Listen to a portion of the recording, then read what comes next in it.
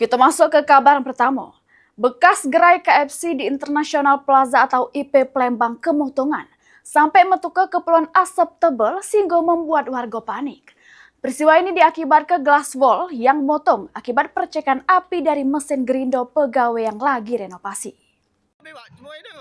Kepulan asap metu dari bekas gerai KFC di Gedung International Plaza atau IP Palembang pada Selasa awan. Tebalnya asap sempat membuat warga sekitar jadi panik. Tak lama kemudian, petugas damkar yang sampai di lokasi langsung melakukan upaya pemadaman serta nyari sumber api yang membuat kepulan asap.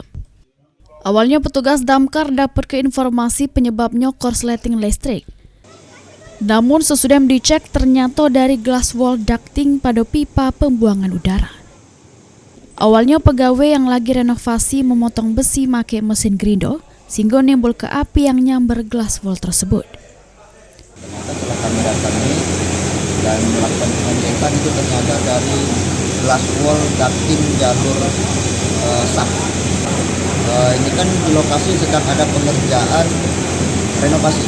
Jadi ada pekerja di sebelah luar itu melakukan pemotongan memakai gerinda menyambar ke glass wall dan glass wall menyambar ke jalur ducting.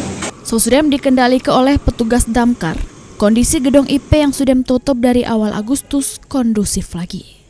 Mulyadi, PAL TV.